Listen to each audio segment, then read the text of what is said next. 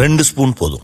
Line date syrup, இதுல iron, fibre, vitamins, நோய் எதிர்ப்பு சக்தி அதிகமா இருக்கு. Lion date syrup. இனிமே கண்ணை மூடிட்டு கடலை எண்ணெய் வாங்கலாம். ஏன்னா மந்த்ரா கடலை எண்ணெய் இதயத்தின் தயாரிப்பு. வறுக்க, பொரிக்க, ஏன் எல்லா சமையலுக்கும் மந்த்ரா தான். மந்த்ரா கடலை எண்ணெய், அபார ருசி, ஆரோக்கியமான உடல் நலம். வணக்கம். செய்தி சுருக்கம். கேள்விகளை தயார் செய்து வைத்திருந்த சிபிஐ தனது விளக்கத்தை பதிவு செய்த விஜய். கரூர் நெரிசல் வழக்கு தொடர்பாக 3வது முறையாக டெல்லியில் உள்ள சிபிஐ அலுவலகத்தில் தவிக தலைவர் விஜய் ஆஜரானார். அவரிடம் சிபிஐ அதிகாரிகள் பல்வேறு கேள்விகளை எழுப்பி விளக்கம் கேட்டு வருகின்றனர். கரூரில் விஜய் பங்கேற்ற பிரச்சார கூட்ட நெரிசலில் சிக்கி 41 பேர் இறந்தனர். இந்த வழக்கை சிபிஐ விசாரித்து வருகிறது.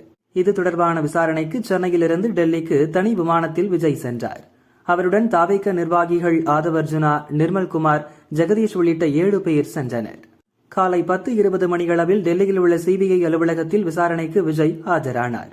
அவரிடம் சிபிஐ அதிகாரிகள் தயார் செய்து வைத்திருந்த பல்வேறு கேள்விகளை எழுப்பி வருகின்றனர். அதிகாரிகளின் கேள்விகளுக்கு தனது தரப்பு பதிலை விஜய் அளித்து வருகிறார். கடந்த முறை போலவே சிபிஐ அலுவலகம் வரை காரில் விஜய் சென்றார். அப்பகுதியில் விஜயை புகைப்படம் எடுப்பதற்கு செய்தியாளர்கள் அனுமதிக்கப்படவில்லை. இந்த வழக்கு தொடர்பாக விஜயிடம் ஏற்கனவே 2 நாட்கள் சிபிஐ விசாரணை நடத்தியுள்ளது. 3வது முறையாக இன்றும் அவரிடம் சிபிஐ அதிகாரிகள் விசாரணை நடத்தி வருகின்றனர். விசாரணை நாளை தொடரவும் வாய்ப்புள்ளதாக சிபிஐ வட்டாரங்கள் தெரிவிக்கின்றன. தமிழக சட்டசபை தேர்தல் தேதி தேர்தல் ஆணையம் இன்று அறிவிப்பு. தொடங்குகிறது ஜனநாயக திருவிழா. தமிழக சட்டசபை தேர்தலை நேர்மையாகவும் அமைதியாகவும் நடத்தி முடிக்க தலைமை தேர்தல் ஆணையம் தீவிரமான முன்னேற்பாடுகளை மேற்கொண்டு வருகிறது. இதன் ஒரு பகுதியாக பிப்ரவரி 26ஆம் தேதி தலைமை தேர்தல் ஆணையர் ஞானேஷ்குமார் சென்னை வந்தார். தமிழக தலைமை தேர்தல் அதிகாரி அர்ச்சனா பட்நாயக் அனைத்து மாவட்ட கலெக்டர்களுடன் விரிவான ஆலோசனை நடத்தினார். அரசியல் கட்சி பிரதிநிதிகளின் கருத்துக்களையும் அவர் கேட்டறிந்தார்.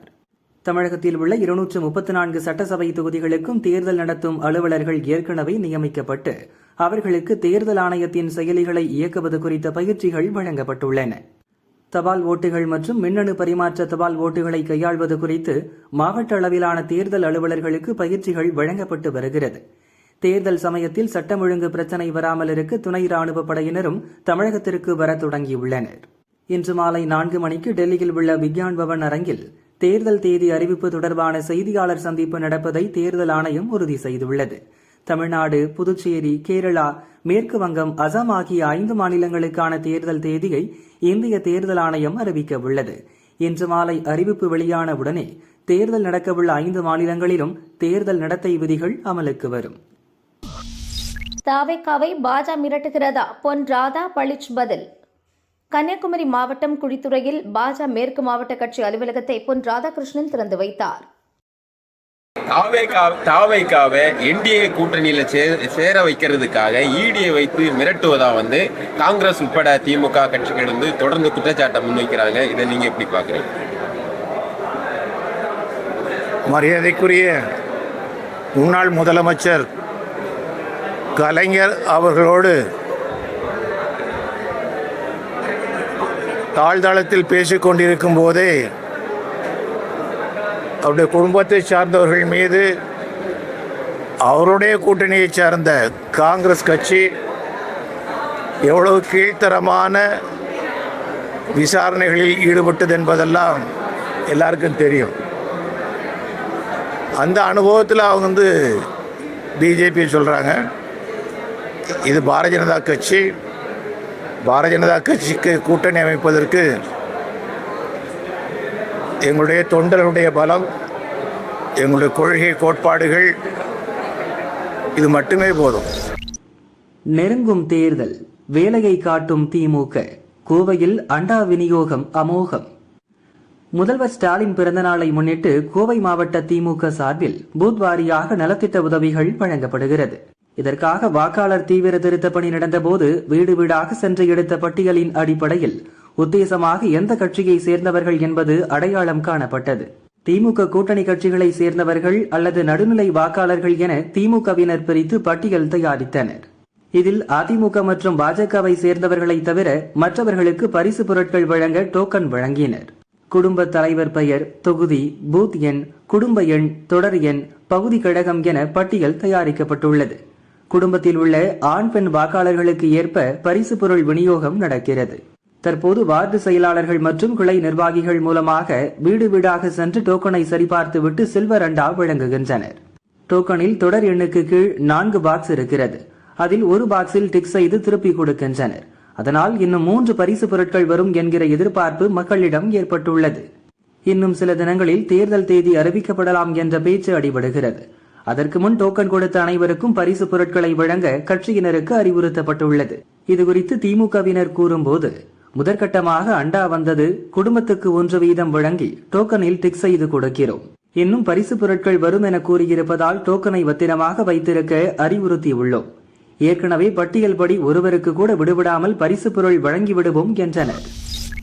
ராகுல் எதிர்க்கட்சி தலைவரா, எதிரி நாடுகளின் துணைவரா, கையேடு தயாரிக்கும் பாஜ. லோக்சபா சபாநாயகர் ஓம் பிர்லாவை பதவி நீக்கம் செய்ய காங்கிரஸ், திமுக உள்ளிட்ட எதிர்க்கட்சிகள் அடங்கிய இண்டி கூட்டணி சமீபத்தில் தீர்மானம் கொண்டு வந்தது. அது தோல்வியடைந்த நிலையிலும் காங்கிரஸ் பெரும் விமர்சனத்தை சந்திக்க வேண்டியதாயிற்று. அந்த விவாதத்தின் போது மத்திய உள்துறை அமைச்சர் அமித்ஷா பேசுகையில், சபையில் பேச சபாநாயகர் நேரம் ஒதுக்குவதில்லை என எதிர்க்கட்சித் தலைவர் ராகுல் புகார் சொல்கிறார். ஆனால் இதுவரை பட்ஜெட் விவாதம் நடக்கும்போது அவர் நாட்டிலேயே இருந்ததில்லை. கடந்த ஆண்டு பட்ஜெட் விவாதத்தின் போது வியட்நாமிலும், 2023 பட்ஜெட்டின் போது பிரிட்டனிலும் இருந்தார் என ஒரு பெரிய பட்டியலை வாசித்து ராகுலை கடுமையாக விமர்சித்தார்.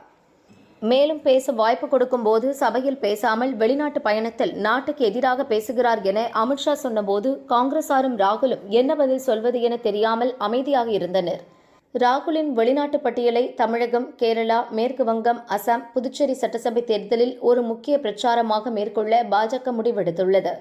ராகுல் எத்தனை நாள் எந்த நாட்டில் இருந்தார், அங்கு நம் நாட்டுக்கு எதிராக என்ன பேசினார், எதிர்க்கட்சித் தலைவரா அல்லது எதிரி நாடுகளின் துணைவரா என விலாவாரியாக ஒரு சிறிய கையேடு தயாரிக்க உள்ளனர். அந்த கையேடை தமிழகம் உட்பட மற்ற மாநிலங்களில் தேர்தல் பிரச்சாரத்தின் போது விநியோகிக்க பாஜக திட்டமிட்டுள்ளது. ஈராக்கை விட்டு வெளியேறுங்க, அமெரிக்கர்களுக்கு எச்சரிக்கை.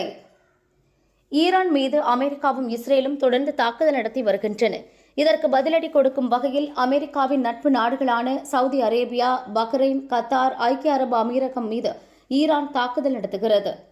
அமெரிக்க படைதளங்கள் மற்றும் அமெரிக்கர்கள் வசிக்கும் பகுதிகளை குறிவைத்து ஈரான் தொடர்ச்சியாக தாக்குதல் நடத்தி வருகிறது. இதனால் பாதுகாப்பு அச்சுறுத்தல்களை கருத்தில் கொண்டு ஈராக்கில் உள்ள அமெரிக்க தூதரகம் ஒரு அவசர உத்தரவை பிறப்பித்துள்ளது. ஈராக்கில் உள்ள அமெரிக்கர்கள் உடனே அங்கிருந்து வெளியேற உத்தரவிடப்பட்டுள்ளது. ஈராக்கில் தொடர்ந்து தங்கியிருக்க விரும்புவோர் ஈரான் ஆதரவு பெற்ற பயங்கரவாத குழுக்களால் தங்களுக்கு ஏற்பட போகும் ஆபத்தை உணர்ந்து தங்கள் முடிவை பரிசீலிக்குமாறு தூதரகம் அறிவுறுத்தியுள்ளது. ஈராக் தலைநகர் பாக்தாத்தின் மையப்பகுதியில் உள்ள சர்வதேச மண்டலம், ஏர்வில் சர்வதேச விமான நிலையம், அங்குள்ள அமெரிக்க துணை தூதரகங்கள் மீது ஈரான் ஆதரவு பெற்ற ஆயுதக் குழுக்கள் தொடர் தாக்குதல்களை நடத்தி வருகிறது. தற்போதைய சூழலில் ஈராக்கில் ஏவுகணைகள், ட்ரோன்கள், ராக்கெட்டுகள் மூலம் ஈரான் தாக்குதல் நடத்துவது அதிகரித்து இருப்பதால் பாதுகாப்பு கருதி யாரும் பாக்தாத் தூதரகத்திற்கோ ஏர்வில் துணை தூதரகத்திற்கோ வர முயற்சி செய்ய வேண்டாம். ஈராக் வான்வெளி முழுமையாக மூடப்பட்டுள்ளதால் அங்கிருந்து வெளியேற விரும்பும் அமெரிக்கர்கள் உடனே வெளியேற வேண்டும். அவர்களுக்கு அனைத்து உதவிகளையும் அமெரிக்க அரசாங்கம் செய்து தரும் என பாக்தாத்தில் உள்ள அமெரிக்க தூதரகம் தெரிவித்துள்ளது. காஷ்மீரில் கடும் துப்பாக்கி சண்டை, பாகிஸ்தான் பயங்கரவாதி கதை முடிப்பு, ஊடுருவல் முறியடிப்பு, எல்லையில் பதற்ற நிலை. இந்தியாவில் அமைதியை சீர்குலைக்க பாகிஸ்தான் பயங்கரவாதிகள் ஜம்மு காஷ்மீர் வழியாக நம் நாட்டுக்குள் ஊடுருவி வருகின்றனர். இந்நிலையில் ஜம்மு காஷ்மீரின் பாரமுல்லா மாவட்டத்தில் உள்ள ஒரு செக்டாரில் எல்லைக்கோடு வழியாக பயங்கரவாதிகள் ஊடுருவ முயற்சிப்பதாக காஷ்மீர் போலீசாருக்கு ரகசிய தகவல் வந்தது. அதைத் தொடர்ந்து எல்லை பாதுகாப்பு படை வீரர்கள், ஜம்மு காஷ்மீர் போலீசார் அடங்கிய பாதுகாப்பு படையினர் எல்லையில் நேற்று நள்ளிரவில் தீவிர கண்காணிப்பில் ஈடுபட்டிருந்தனர். அப்போது ஒரு பயங்கரவாதி இந்திய எல்லைக்குள் ஊடுருவ முயற்சித்தான். பாதுகாப்பு படையினரை பார்த்ததும் அடர்ந்த காட்டில் பதுங்கிக் கொண்டான். இதை கவனித்துவிட்ட பாதுகாப்பு படையினர் அந்த இடத்தை சுற்றி வளைத்தனர். அப்போது அந்த பயங்கரவாதி திடீரென பாதுகாப்பு படையினர் மீது சரமாரி துப்பாக்கிச் சூடு நடத்தினான். வீரர்கள் சுதாரித்துக் கொண்டு பதிலுக்கு அவன் பதுங்கியிருந்த இடத்தை நோக்கி சுட்டனர். இதில் பயங்கரவாதி கொல்லப்பட்டான். இதன் மூலம் ஊடுருவல் முயற்சி முறியடிக்கப்பட்டதாக ராணுவ அதிகாரிகள் கூறினர். கொல்லப்பட்ட பயங்கரவாதி பாகிஸ்தானைச் சேர்ந்தவன் என ஜம்மு காஷ்மீர் போலீசார் கூறினர். பெயர், ஊர் போன்ற விவரங்கள் பற்றி உளவுத்துறை அதிகாரிகள் விசாரிக்கின்றனர். பாகிஸ்தான் பயங்கரவாதி வைத்திருந்த ஏகே ரக எந்திர துப்பாக்கி, கை துப்பாக்கிகள் உள்ளிட்ட ஆயுதங்களை பாதுகாப்பு படையினர் மீட்டனர். சில நேரங்களில் ஒரு பயங்கரவாதியை முதலில் அனுப்பி பாதுகாப்பு படையினரின் கவனத்தை திசை திருப்பிவிட்டு இன்னொரு எல்லைப் பகுதி வழியாக வேறு சில பயங்கரவாதிகள் ஊடுருவுவதை வாடிக்கையாக வைத்துள்ளனர். அதனால் பாரமுல்லா மாவட்டம் முழுவதும் எல்லையோரத்தில் உள்ள அடர்ந்த காட்டுப்பகுதிகளில் பாதுகாப்பு படையினர் தீவிர தேடுதல் வேட்டையில் ஈடுபட்டு வருகின்றனர். இதனால் எல்லையோர கிராமங்களில் பதற்றமான சூழல் நிலவுகிறது. பண்ணை வீட்டில் போதை பார்ட்டி, ஒரு எம்பி 2 மாஜி எம்எல்ஏக்கள் சிக்கினர். சந்திரபாபு நாயுடு, ரேவந்த் ரெட்டி அதிர்ச்சி. பாரத் ராஷ்டிரிய சமிதி கட்சியின் முன்னாள் எம்எல்ஏ பைலட் ரோஹித் ரெட்டி ஐதராபாத் மொயினாபாத்தில் உள்ள தனக்கு சொந்தமான பண்ணை வீட்டில் நைட் பார்ட்டி கொடுத்ததாகவும் அதில் போதை மருந்து தாராளமாக புழங்குவதாகவும் தெலுங்கானா மாநில போதை மருந்து தடுப்பு சிறப்பு பிரிவான கழுகுப்படை போலீசாருக்கு தகவல் கிடைத்தது. அந்த பார்ட்டியில் ரியல் எஸ்டேட் தொழில் செய்யும் முக்கிய புள்ளிகள், அரசியல்வாதிகளும் பங்கெடுத்துள்ளதாகவும் தகவல் வந்தது. அதைத் தொடர்ந்து நேற்றிரவு அங்கு கழுகுப்படை போலீசார் சென்றனர். பார்ட்டியில் பங்கெடுத்திருந்த விஐபிகள் போலீசாரை பார்த்ததும் அதிர்ச்சியடைந்தனர். சிலர் போதையில் என்ன செய்கிறோம் என்பது புரியாமல் போலீசாரையே தாக்க முயன்றனர். வெளியே போங்க என கத்தியபடி தள்ளிவிட்டனர். அப்போது ஒருவர் துப்பாக்கியை எடுத்து வந்து சுட்டார். ஆனால் போலீசார் சுதாரித்துக் கொண்டனர். யாருக்கும் காயம் இல்லை. அவரிடமிருந்து துப்பாக்கியை போலீசார் பிடுங்கி 2 அடி போட்டனர். இதனால் பண்ணை வீட்டில் பெரும் பரபரப்பான சூழல் ஏற்பட்டது. பிறகு போலீசார் அங்கிருந்தவர்களை சோதனை செய்தபோது சிலரிடம் போதைப் பொருள் இருந்தது. போதை பார்ட்டி நடப்பதை போலீசார் உறுதி செய்தனர். ஒவ்வொருவரிடமும் போலீசார் விவரங்களை சேகரித்து போலீஸ் வாகனத்தில் ஏற்றினர். ஒருவரை பார்த்ததும் போலீசாரை அதிர்ச்சியடைந்து விட்டனர். அவர் ஆந்திர மாநிலம் ஏலூர் தொகுதியில் இருந்து லோக்சபாவுக்கு தேர்வான தெலுங்கு தேசம் கட்சி எம்பி புட்டா மகேஷ். சார், நீங்களா என போலீசாரை அதிர்ச்சியடைந்தனர். பிறகு எம்பி புட்டா மகேஷ், முன்னாள் எம்எல்ஏ ரோஹித் ரெட்டி, ராஜஸ்தான் மாநிலம் ஜெய்ப்பூர் முன்னாள் எம்எல்ஏ நமித் சர்மா, ரோஹித் ரெட்டியின் தம்பி ரிதேஷ் ரெட்டி உள்ளிட்ட 11 பேரை போலீஸ் நிலையத்திற்கு அழைத்து சென்றனர். பிரியங்கா ரெட்டி என்ற பெண், பார்ட்டிக்கு போதைப் பொருளை சப்ளை செய்த கௌஷிக் ரவி ஆகியோரும் போலீஸ் பிடியில் சிக்கியவர்களில் அடக்கம். சிம்லாவில் இருந்து போதைப் பொருளை கௌஷிக் ரவி வரவழைத்திருந்தது விசாரணையில் தெரியவந்தது. அனைவரும் போதைப் பொருள் பயன்படுத்தியுள்ளார்களா என்பதை கண்டறிய இரத்த பரிசோதனை நடத்தப்பட்டது. இதில் முன்னாள் எம்எல்ஏக்கள் ரோஹித் ரெட்டி, நமித் சர்மா, ரிதேஷ் ரெட்டி, கௌஷிக் ரவி உள்ளிட்ட சிலர் போதை மருந்து பயன்படுத்தியது உறுதியானது. தெலுங்கு தேசம் கட்சி எம்பி மகேஷுக்கு நெகட்டிவ் என வந்ததாக கூறப்படுகிறது. ஆனாலும் போலீசார் மறுபடியும் அனைவருக்கும் இரத்த மாதிரி எடுத்து விரிவான மருத்துவ பரிசோதனைக்காக அனுப்பியுள்ளனர். போலீசார் மீது துப்பாக்கிச்சூடு நடத்த பயன்பட்ட துப்பாக்கி ரோஹித் ரெட்டியின் தம்பி ரிதேஷ் ரெட்டிக்கு சொந்தமானது என விசாரணையில் தெரியவந்தது. எம்பி உள்ளிட்ட அனைவர் மீதும் போலீசார் வழக்கு பதிவு செய்து தொடர்ந்து விசாரித்து வருகின்றனர். இரத்த பரிசோதனையின் ரிசல்ட் வந்த பிறகே தெலுங்கு தேசம் கட்சி எம்பி புட்டா மகேஷ் கைது செய்யப்படுவாரா இல்லையா என முடிவு செய்யப்படும் எனவும் தெலுங்கானா போலீசார் கூறினர். ஐதராபாத் பண்ணை வீட்டில் நடந்த போதை பார்ட்டி விருந்தில் ஆந்திர எம்பி மகேஷ் மற்றும் முன்னாள் எம்எல்ஏக்கள் உள்ளிட்ட விஐபிகள் சிக்கிய சம்பவம் ஆந்திரா, தெலுங்கானா மாநில மக்களை கடும் அதிர்ச்சியில் ஆழ்த்தியது. அவர்கள் மட்டுமல்ல, எம்பி மகேஷ் போதை பார்ட்டியில் பங்கேற்று போலீசிடம் சிக்கியதை கேள்விப்பட்டு ஆந்திர முதல்வர் சந்திரபாபு நாயுடு, தெலுங்கானா முதல்வர் ரேவந்த் ரெட்டி ஆகியோரும் அதிர்ச்சியடைந்துள்ளனர். திருமணத்துக்கு மறுத்த பெண் உடலில் HIV ரத்தம் செலுத்திய IT ஊழியர். ஹைதராபாத்தில் கொடூர சம்பவம். தெலங்கானா மாநிலம் ஹைதராபாத் அருகே உள்ள போச்சாரத்தைச் சேர்ந்தவர் மனோகர், வயது 24. இவர் இன்ஃபோசிஸ் நிறுவன ஊழியர். மனோகரின் தந்தை சதீஷ் ஆட்டோ ஓட்டுநராக பணியாற்றி வந்த நிலையில் HIV பாதிப்பால் 12 ஆண்டுகளுக்கு முன் உயிரிழந்தார். இதற்கிடையில் அதே பகுதியில் உள்ள அன்னோஜிகுடாவைச் சேர்ந்த உறவினரான சிரஞ்சீவியின் மகள் ரமணியுடன் மனோகருக்கு திருமணம் செய்ய முடிவு செய்யப்பட்டது. ஆனால் தந்தை HIV-யால் இறந்ததால் மனோகருக்கும் HIV பரிசோதனை செய்யும்படி பெண் வீட்டார் கூறினர். அதன்படி மனோகருக்கு HIV பரிசோதனை செய்யப்பட்டது. இந்த பரிசோதனையில் மனோகருக்கு HIV இருப்பது உறுதியானது. இதையடுத்து ரமணியின் குடும்பத்தினர் திருமணத்தை நிறுத்திவிட்டனர். இதனால் மனமுடைந்த மனோகர் தன்னிடம் இருப்பது போல ரமணிக்கும் HIV இருந்தால்தான் திருமணம் செய்து வைப்பார்கள் என்று எண்ணி சம்பவத்தன்று தனது இரத்தத்தை ஊசியில் எடுத்துக்கொண்டு ரமணியின் வீட்டுக்கு சென்றார். அப்போது வீட்டில் தனியாக இருந்த ரமணியின் உடலில் வலுக்கட்டாயமாக ஊசியின் மூலம் தனது இரத்தத்தை மனோகர் செலுத்தியதாக கூறப்படுகிறது. இதனால் ரமணிக்கு உடல்நிலை பாதிக்கப்பட்டது. ஊசி போட்ட இடம் கருப்பாக மாறியது. இதையடுத்து ரமணியின் தந்தை சிரஞ்சீவி அவரை மருத்துவமனைக்கு அழைத்து சென்றார். அங்கு அவருக்கு இரத்த மாதிரிகள் பரிசோதனை செய்யப்பட்டது. அதில் HIV பாதிப்பு இல்லை என்று முதற்கட்ட முடிவுகள் வந்தது. இதனையடுத்து ரமணியின் தந்தை சிரஞ்சீவி அளித்த புகாரின் பேரில் போச்சாரம் IT காரிடார் காவல் நிலைய போலீசார் மனோகரை கைது செய்தனர். பிறகு நீதிமன்றத்தில் ஆஜர்படுத்தி சிறையில் அடைத்தனர்.